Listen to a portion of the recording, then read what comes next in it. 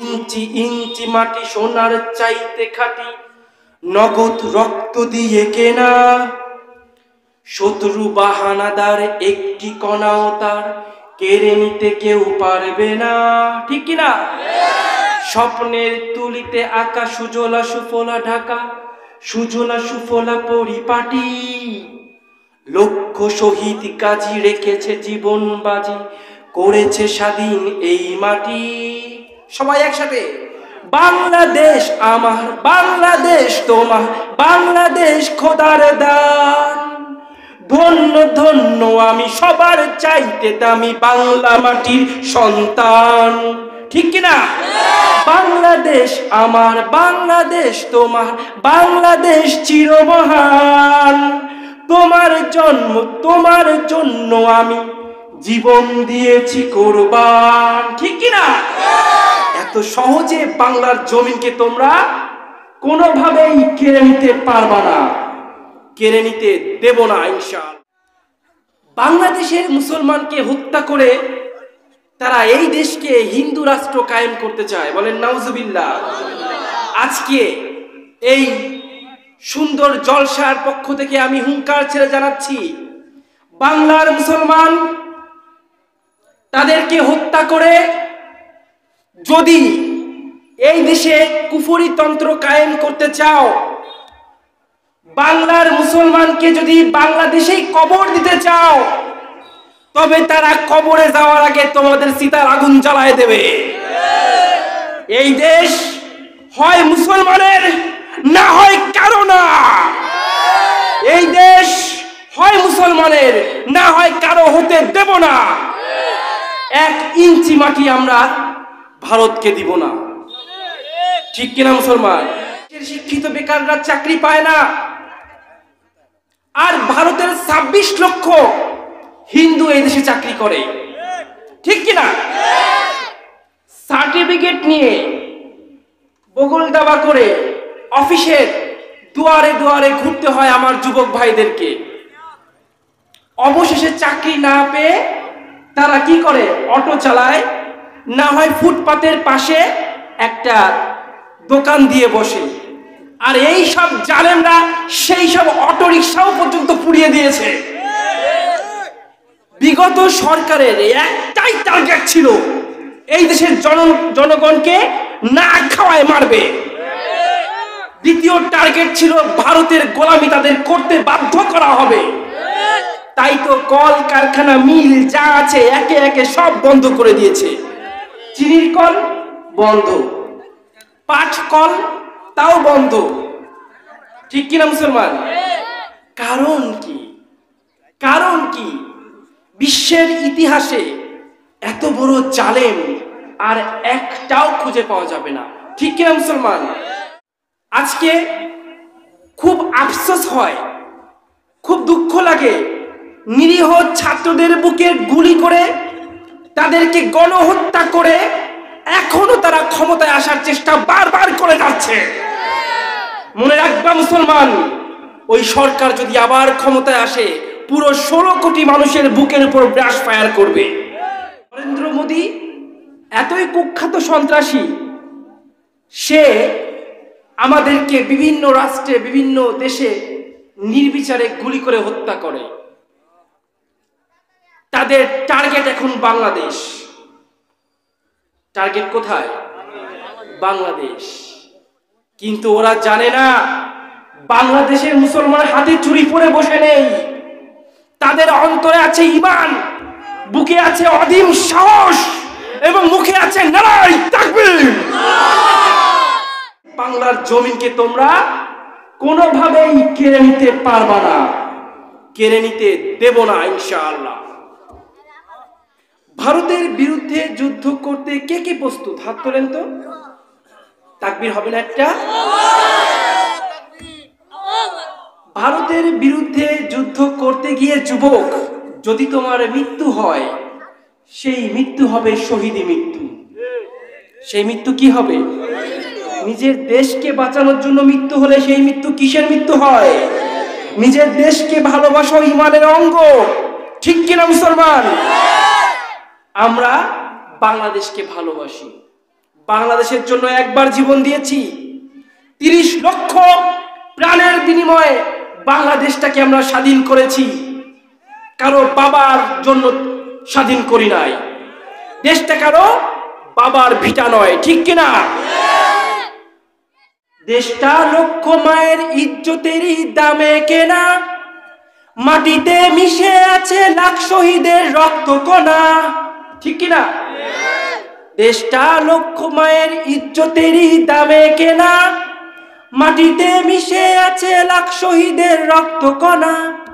তবে কেন অভ্যাস হলো বিদেশিদের চরণ চাটা, তবে কেন অভ্যাস হলো বিদেশিদের চরণ চাটা। দেশটা নয়তো কারো বাপের ভিটা, করবে মন চাইলেই যখন যেটা, ঠিক কিনা?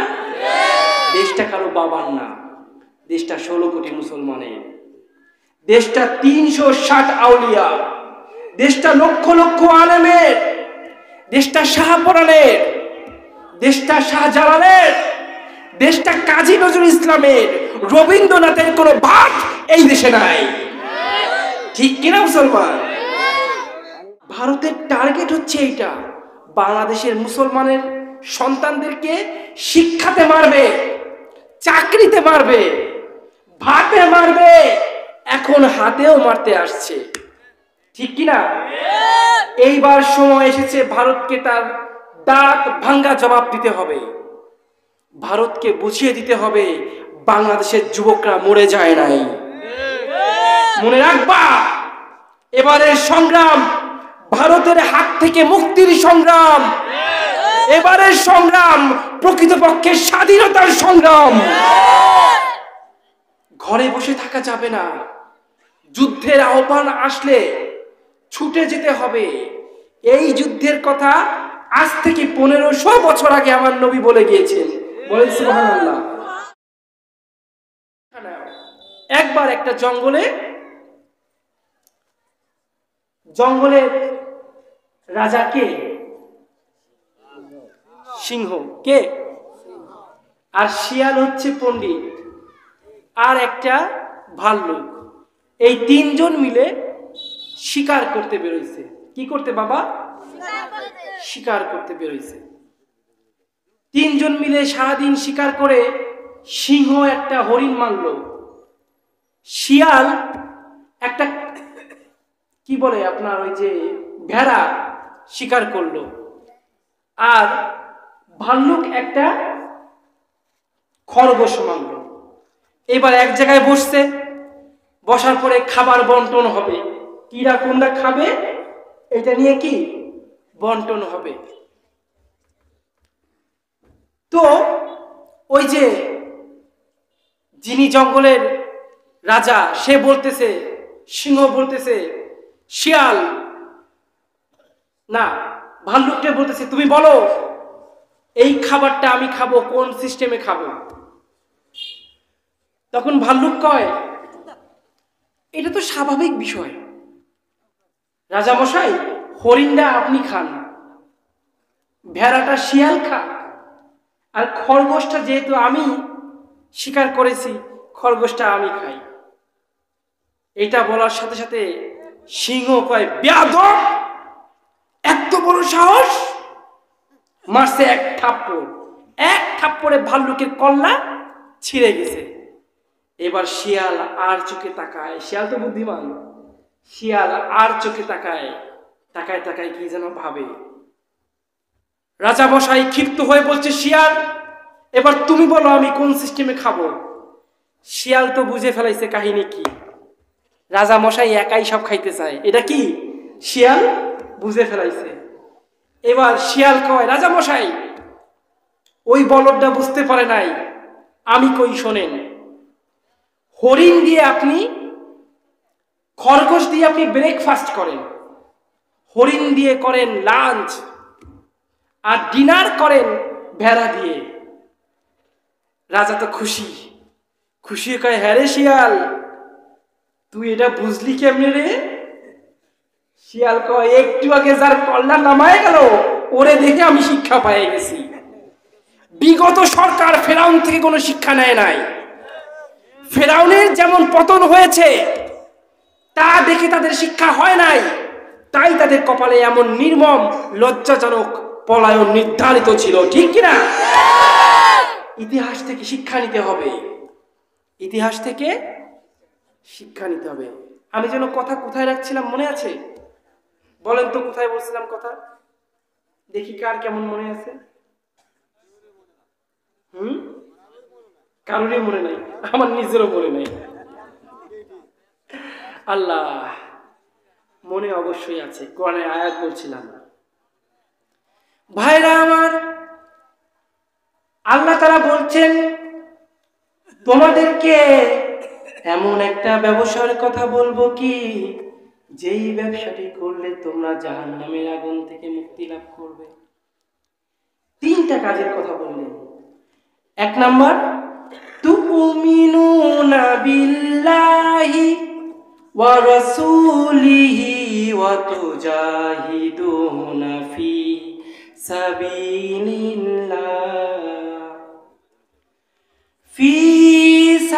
সাবিলিল্লাহ বিআমওয়ালিকুম ওয়া আনফুসিকুম যালিকুম খায়রুল লাকুম ইন কুনতুম তা'লামুন।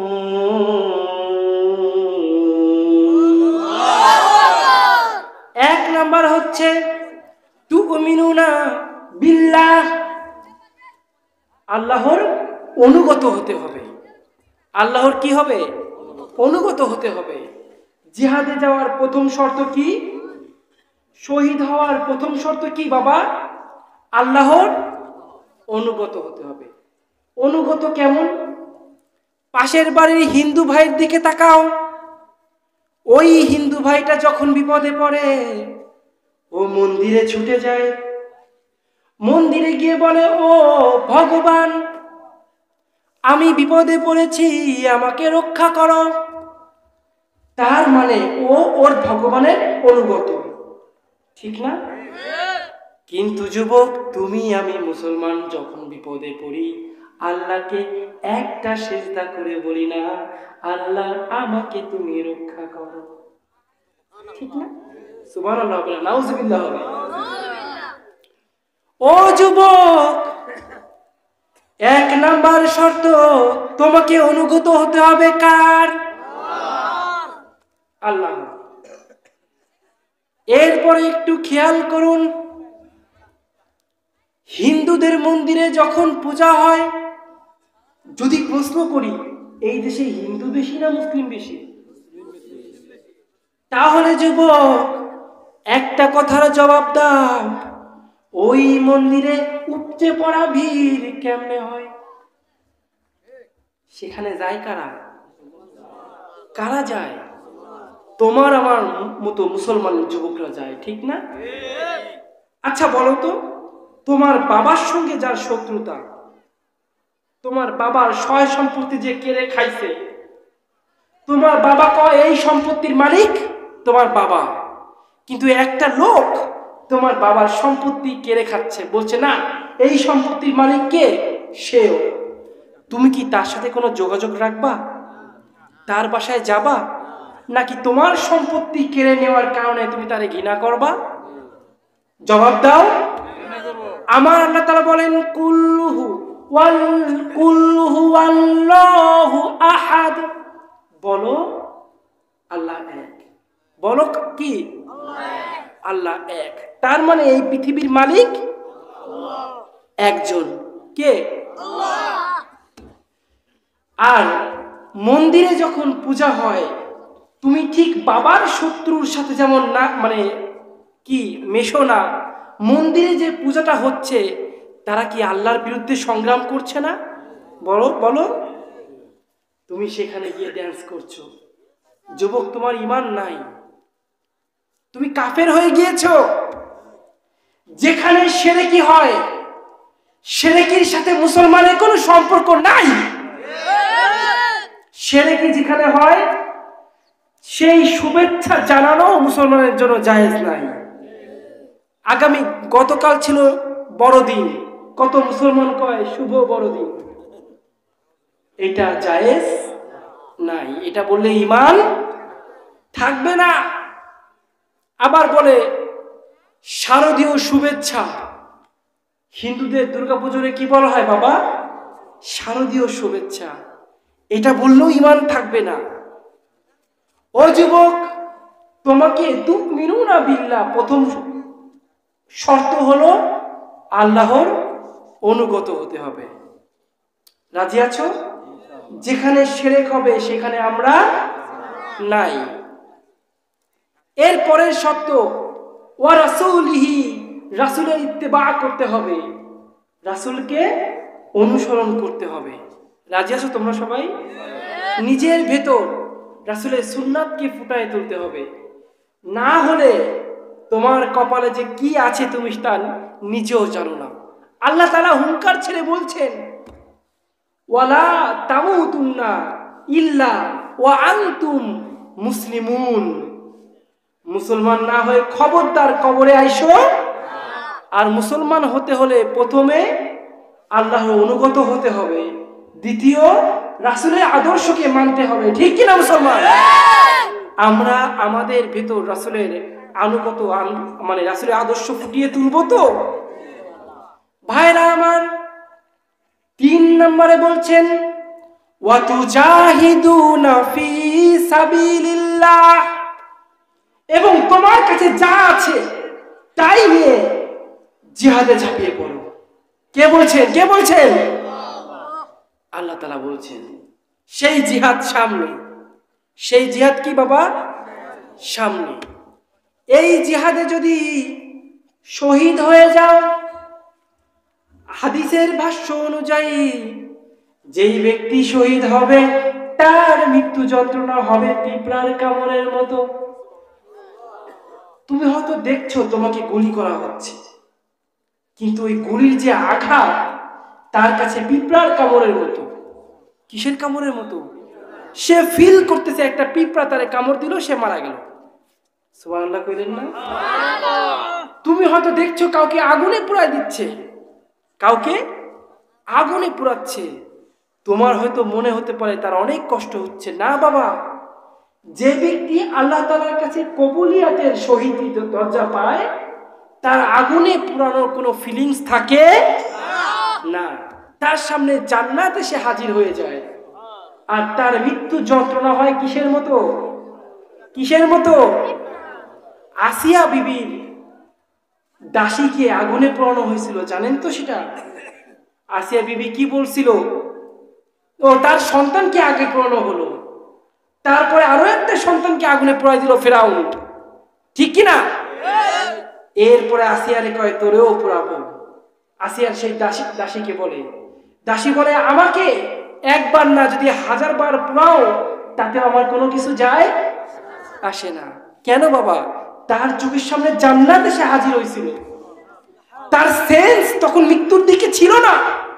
দেখবেন একটা পাগল, অথবা আমরা যখন নেশা করি, জানি না কেউ করছেন কিনা, আমিও করিনি, তবে শুনছি যে মদ খাইলে নাকি মানুষ মাতাল হয়ে যায়, আর মাতাল হইলে তার মাথা টাল হয়ে যায়, তার সেই দিক বিদিক সেন্স থাকে না। ঠিক না? তখন আপনি তাকে মারেন কাটেন, সে ফিল করে না, তার বডি তার সেন্সের ভিতর কাজ করে না। আবার দেখবেন অপারেশন করে না, সিজারের রোগীকে অপারেশন করে না, জ্যান্ত অবস্থায় অপারেশন করে। কেমনে করে? ওই ইনজেকশন দিয়ে কি করে? অবশ করে নেয়। ফলে সেন্স ওটা ধরতে পারে না যে তার পেট কাটা হচ্ছে। ঠিক কিনা? সব কিছু হচ্ছে সেন্স।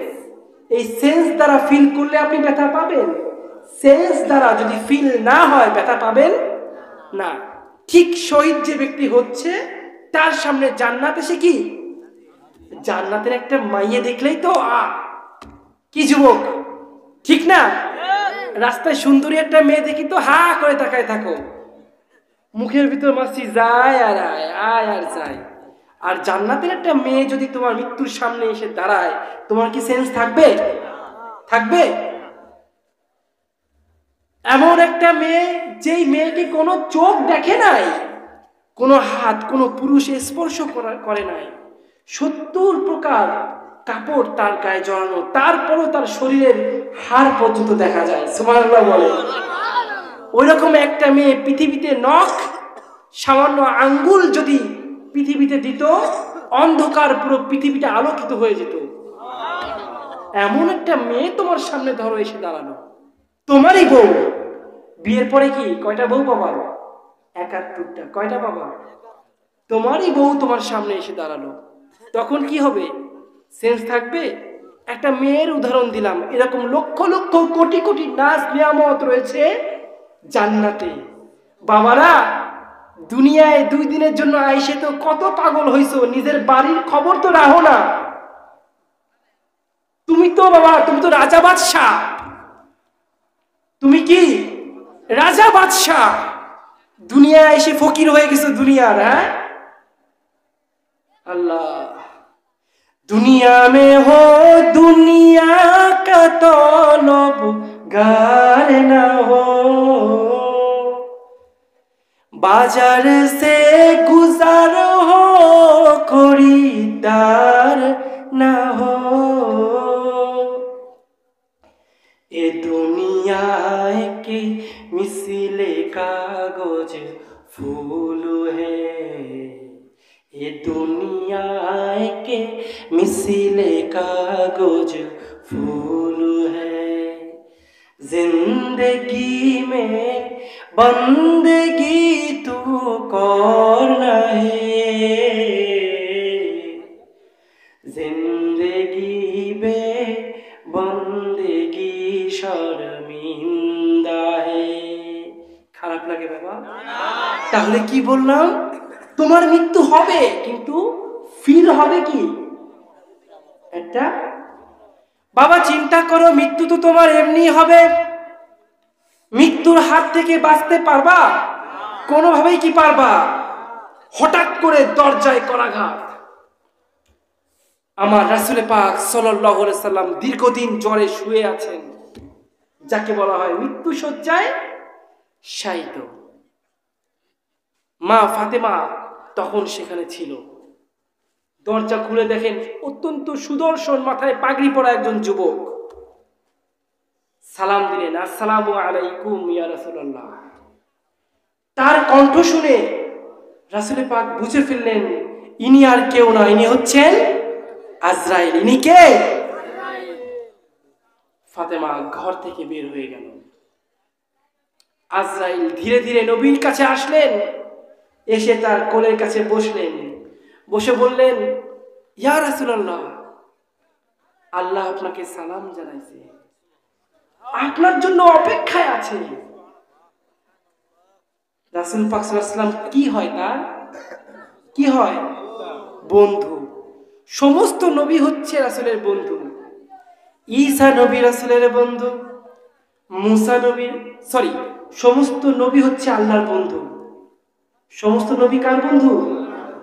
ঈসা নবী আল্লাহর বন্ধু, মুসা নবী আল্লাহর বন্ধু, ইব্রাহিম নবী আল্লাহর বন্ধু, ইয়াকুব নবী আল্লাহর বন্ধু, ইউসুফ নবী আল্লাহর বন্ধু, দাউদ নবী আল্লাহর বন্ধু।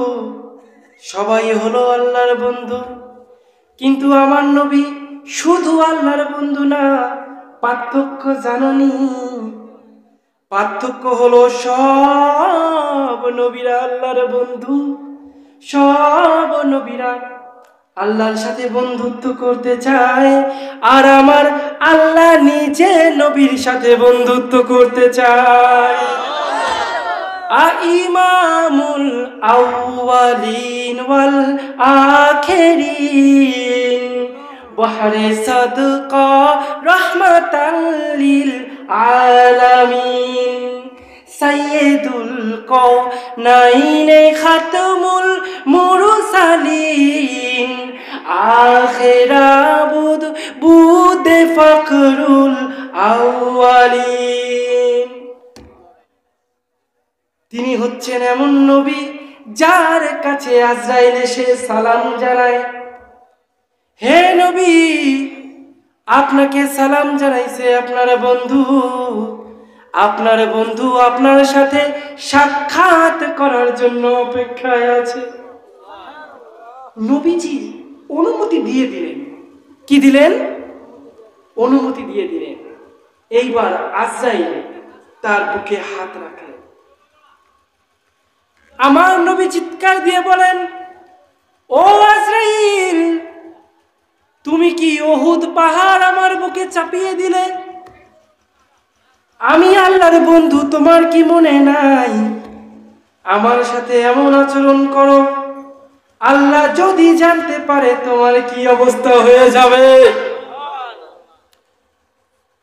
আজরাইল কয়, ইয়া রাসূলুল্লাহ, আমি তো আপনাকে আঘাতই দেই নাই, আলতো করে আপনার বুকে হাত স্পর্শ করেছি মাত্র। এত আলতো করে স্পর্শ করেছি, পৃথিবীতে আর কারো জান কবজ করার সময় এমন করি নাই। আমার রাসূল বললেন, ও আজরাইল, এত আলতো করে আমার বুকের উপর হাত রেখেছ, তাতেই যদি মৃত্যু যন্ত্রণা এমন হয়, আমার উম্মতের সাথে তুমি কি করবা? মৃত্যুর সময়ও উনি কান্নাকাটি শুরু করে দিলেন। আমার উম্মতের সাথে তুমি কি করবা?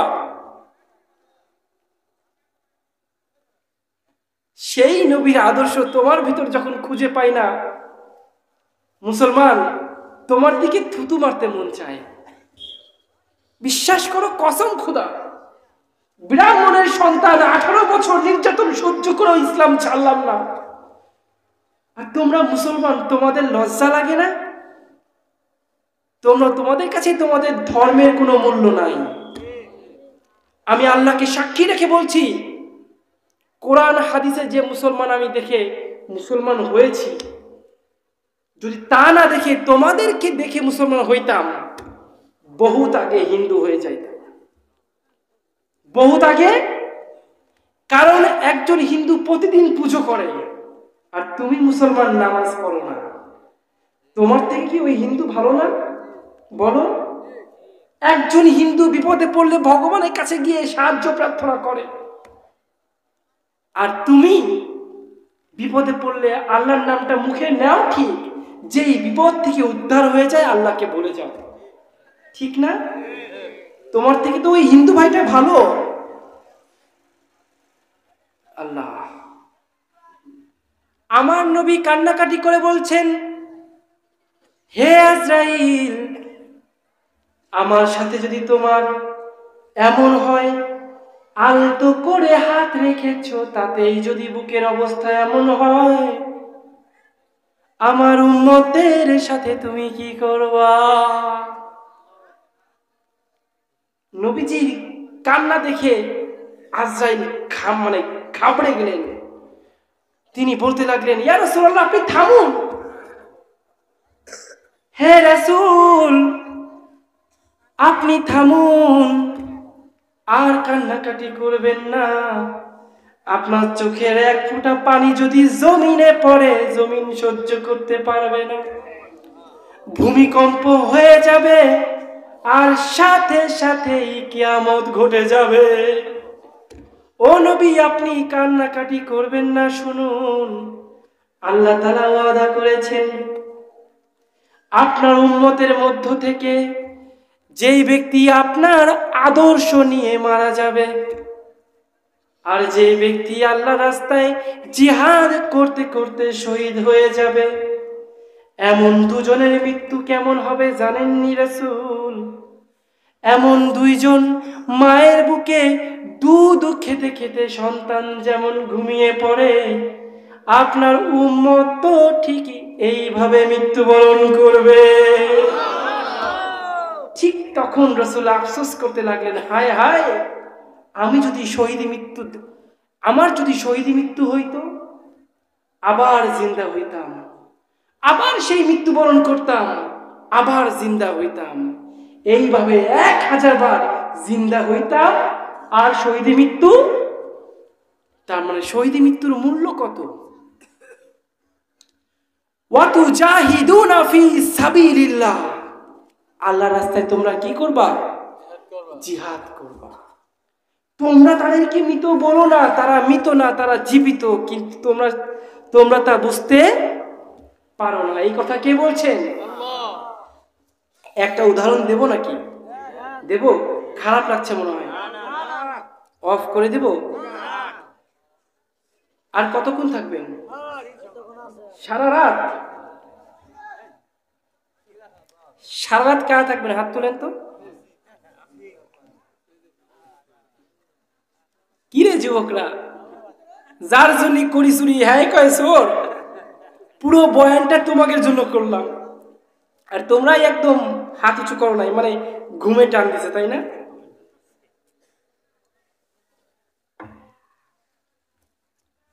যুবকের চোখে কি এখন ঘুম আছে নাকি? মোবাইল একটা আছে না, সারাদিন টুই টুই টুই টুই,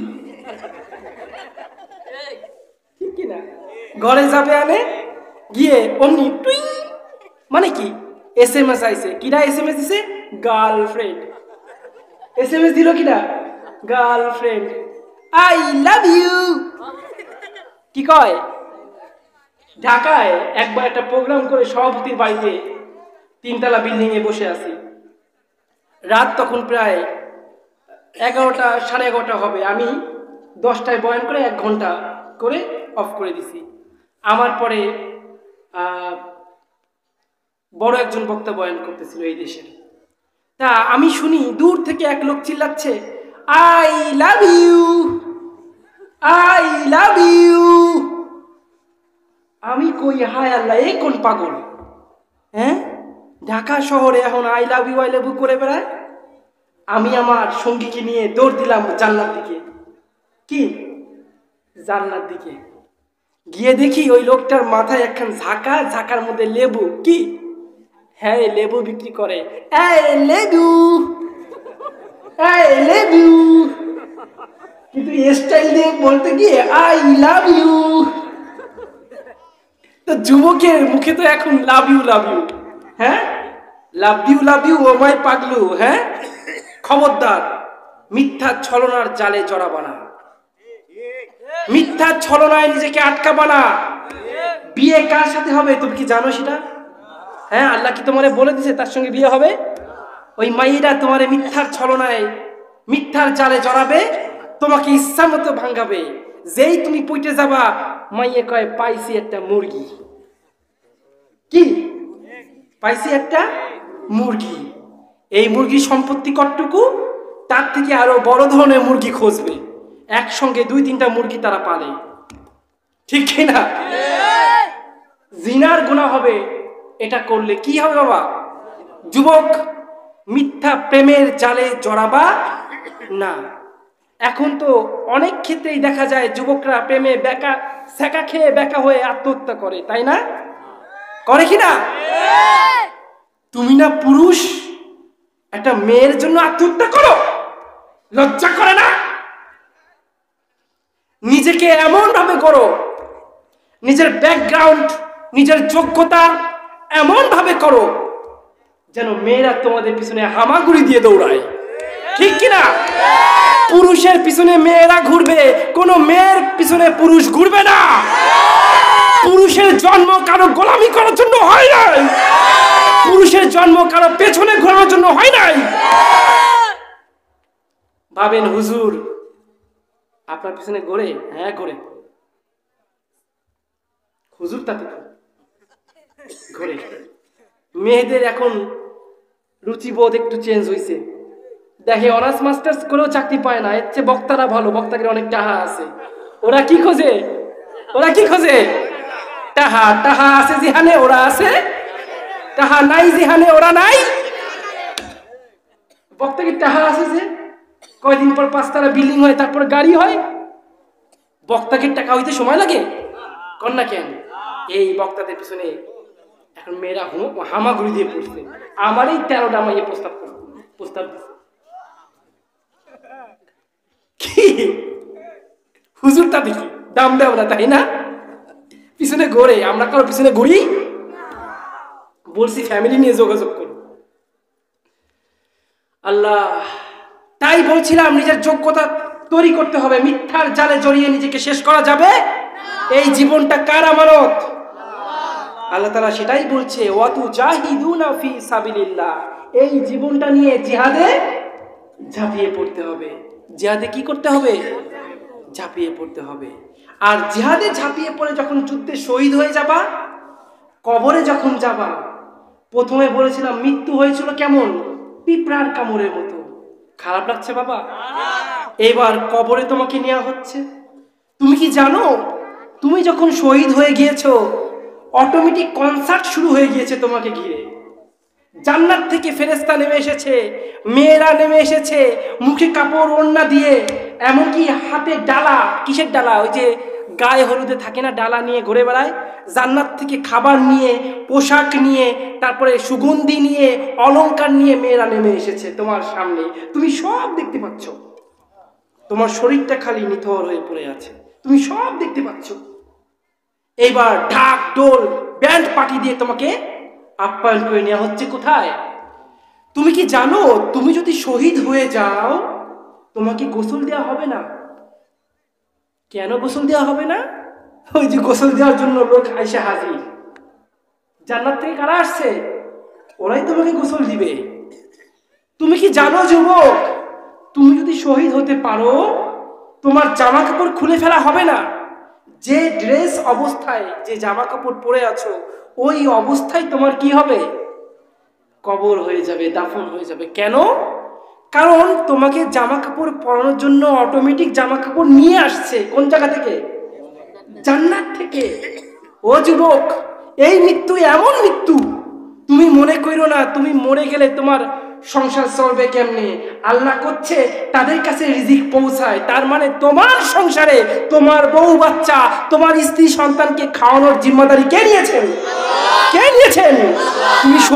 তুমি শহীদ হয়ে গেলে, তুমি মাত্র একজন সন্তান তোমার পরিবারে, তুমি শহীদ হয়ে গেলে বৃদ্ধ বাপ মা খাবে কিনা?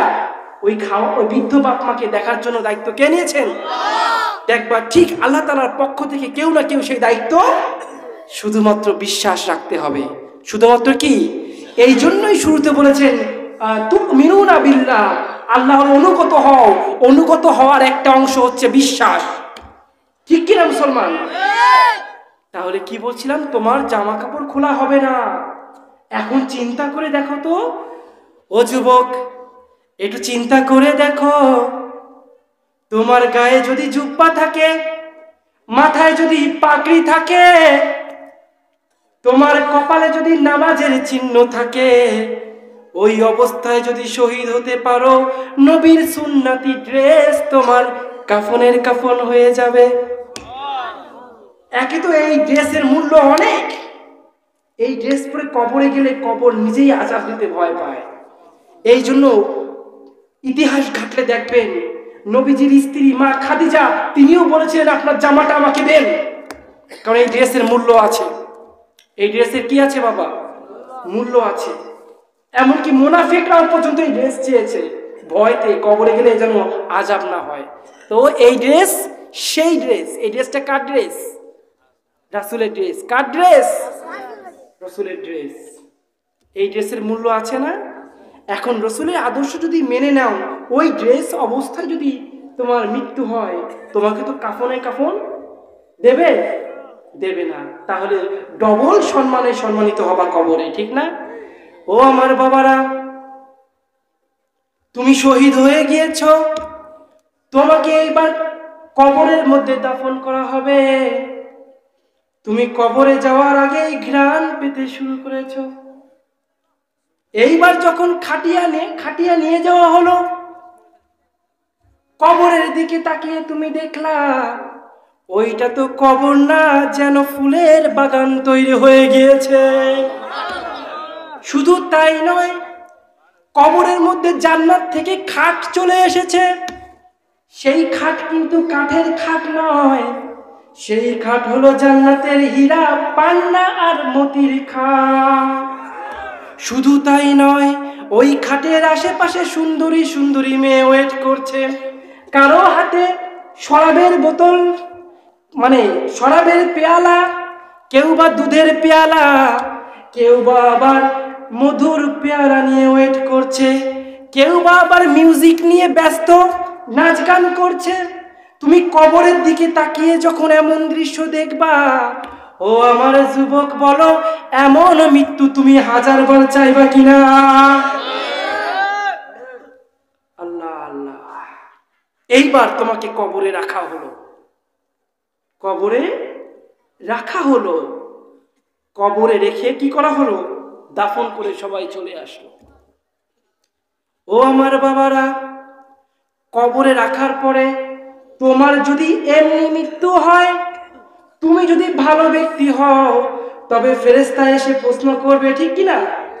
আর যদি খারাপ ব্যক্তি হও, ফেরেশতা এসে প্রশ্ন করার পরে উত্তর যদি না দিতে পারো, তবে ওই কবর জাহান্নামের আগুন হয়ে যাবে। আর যদি ভালো ব্যক্তি হও, তোমাকে ঘুম পড়াই দেবে। এর বেশি আর কিছু না, এর বেশি আর। আচ্ছা বলেন তো, যদি কোনো ব্যক্তি খায়, তার মানে তার জীবিত থাকা লাগে, তাই না?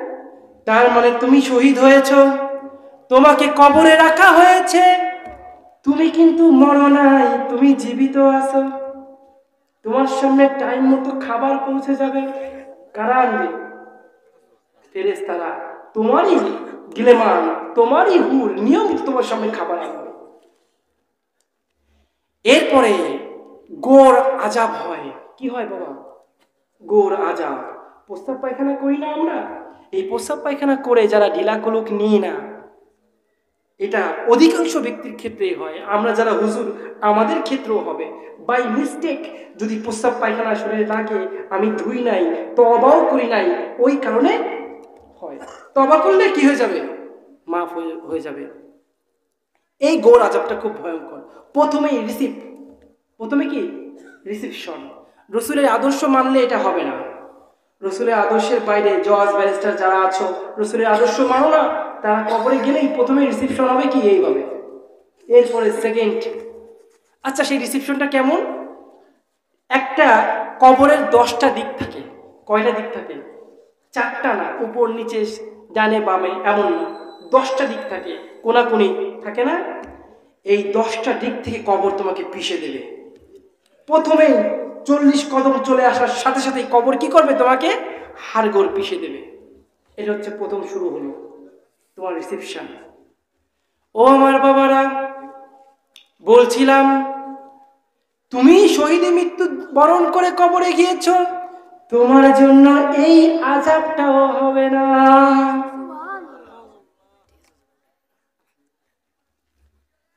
কতক্ষণ? খুব না করেছিলেন 2 ঘন্টা চালাবেন? হ্যাঁ, আমি তো জানি বয়ান ধরে লোক উঠবে না। 5 জন থাকলে 5 জনই থাকবে। আমি শেষ করে দেবো এখনই। আচ্ছা, শহীদের মৃত্যুর বর্ণনাগুলো দিয়ে আমি শেষ করে দিচ্ছি। কতটুকু বলছিলাম যেন? কবরে। এইবার বলেন তো, কবরে 3টা প্রশ্ন করা হয় না? ও যুবক, তুমি কবরে শহীদ হয়ে গিয়েছ, তোমার জন্য এই প্রশ্নটাও করা হবে না। এই প্রশ্নটা করা হচ্ছে অনর্থক। কারণ এই প্রশ্নের উত্তর যদি তুমি দিতে না পারতা, তবে কি শহীদ হইতা? শহীদ হওয়াই প্রমাণিত করে তুমি জান্নাতি।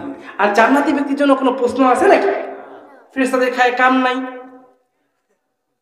এই প্রশ্ন করা হবে না।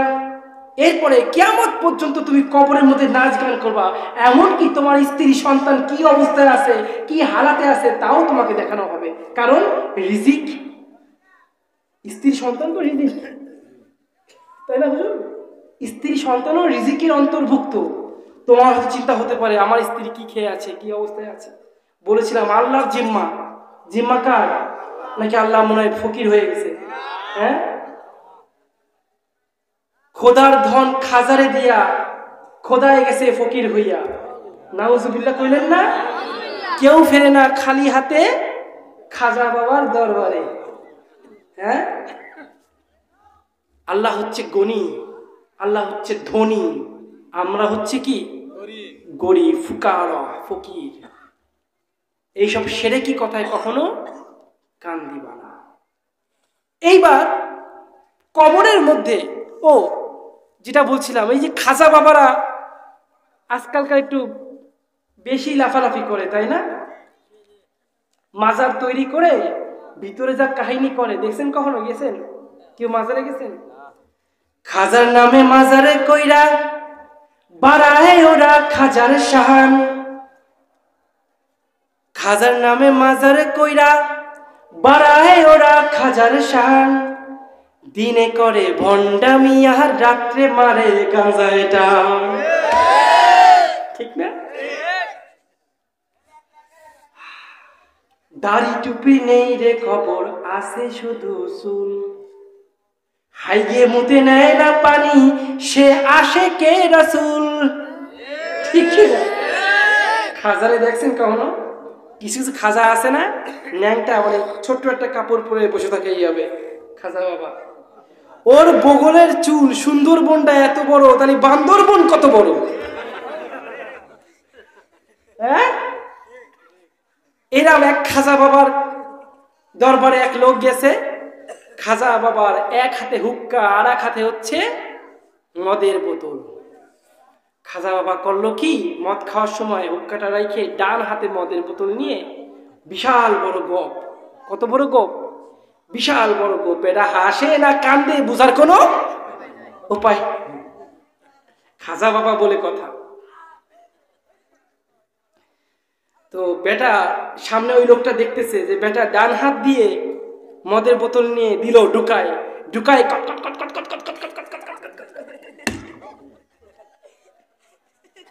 এখন খাওয়ার পরে ওই লোক কয়, খাজা বাবা কি হইল এটা? কয় কি হইল? যেই কইছে কি হইল, গালের গন্ধে ওই লোকের পেট গেছে মুছরায়, নাড়ি বুড়ি সব এইখান দিয়ে বেরোনোর মতো অবস্থা। মুখ ঢাকে আর কয়, খাজা বাবা এই যে আপনি বাম হাত থেকে মদের বোতল ডান হাতে নিলেন, এর কারণটা কি? কয় বোঝো না, ডাইন হাতে খাওয়া সুন্নত। আচ্ছা তা নয় বুঝলাম, তা এই গোপ উঁচু করার কি দরকার ছিল? ঢুকোই দিলেই তো হইতো। কয় বোঝো না, গোপে পানি লাগলে মাকরু হয়। খায় কি? খায় কি? মদ হারাম। আর গোপে লাগলে কি হয়? মাকরু হয়। দাড়ি টুপি নেই রে খবর, আছে শুধু চুল। হাইগে মুতে নেয় না পানি, সে আসে কে রাসূল। ভণ্ড পীরের মুরিদ যারা, তারা হবে সর্বহারা। ঠিক কিনা মুসলমান? ভণ্ড পীরের মুরিদ যারা, তারা হবে সর্বহারা। আমল তার গোল্লাই যাবে, থাকবে না তাদের ঈমান। দিনে করে ভণ্ডামি আর রাত্রে মারে, দিনে করে ভণ্ডামি আর রাত্রে মারে গাঞ্জায় টান। ও আমার বাবারা, যেটা বলছিলাম, তুমি কবরে চলে গিয়েছো। এবার কবরে কিয়ামত পর্যন্ত খালি নাচ গান করে সময় কাটাবা। সুবহানাল্লাহ কইলা না? এইবার কিয়ামত হয়ে গেল। কি হইল? কিয়ামত ঘটে গেছে। সবাই কবর দিয়ে উঠছে। তুমি তোমার ক্ষত বিক্ষত শরীর নিয়ে কবর দিয়ে উঠেছো। চারিদিকে তাকায় দেখো, মানুষ নিজেরই ঘামে সাঁতার কাটছে। যার যেমন আমল তার তেমন অবস্থা।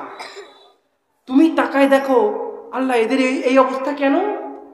হঠাৎ করে দূরে বিশাল আরশে আজিম, ওই আরশে আজিমের নিচে ছায়া রাখা আছে। কার জন্য? এই শহীদের জন্য। চেয়ার নিযুক্ত করা আছে। ফেরেশতারা এসে তোমাকে শহীদ কি ওই চেয়ারের নিচে গিয়ে বসাবে, চেয়ারে গিয়ে বসাবে। সবার মাথার, যারা গুনাহগার তাদের মাথার কি হবে বলেন? তাদের মাথার ঘিলু টকবক করে ফুটবে। যারা নেককার তারাও হয়তো দাঁড়িয়ে থাকবে উলঙ্গ অবস্থায়।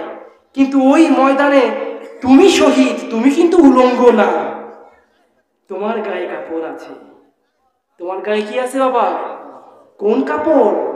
যেই কাপড় নিয়ে তুমি দুনিয়া থেকে কবরে গিয়েছো, ওই কাপড়। আল্লাহু আকবার কইলেন না? এইভাবে বছরের পর বছর কেটে যাচ্ছে, হাজার হাজার বছর কেটে গেল, আল্লাহ এখনো আরশে আজিমে আসে না। সবার কষ্ট হয়। যারা নেককার তারা ধৈর্য ধারণ করে বসে আছে। তুমি শহীদ, তোমার কোনো কষ্ট ফিলিং হচ্ছে না। তোমার খালি মন চাচ্ছে আল্লাহ কখন আসবে, কখন তাকে এক পলক দেখবো। জান্নাত দেখেছি, ফেরেশতা দেখেছি, হুর দেখেছি, এখন দেখতে হবে কাকে? কাকে? হঠাৎ করে ঘোষণা আসলো, আল্লাহ তাআলা নিজেই আরশে আজিমে উপস্থিত হবেন। আরশে আজিমে উপস্থিত হওয়ার পরে প্রথম কাতার কাদের জানো? শহীদদের। কাদের? শহীদদেরকে কাতারে দাঁড় করানো হবে। আল্লাহ তাআলা বলবেন এরা কারা? ফেরেশতারা বলবে, হে আল্লাহ, এরা হচ্ছে আপনার রাস্তায় যারা জীবন দিয়েছে সেই সব শহীদ। সুবহানাল্লাহ বলেন না? শহীদের কি কোনো বিচার হবে?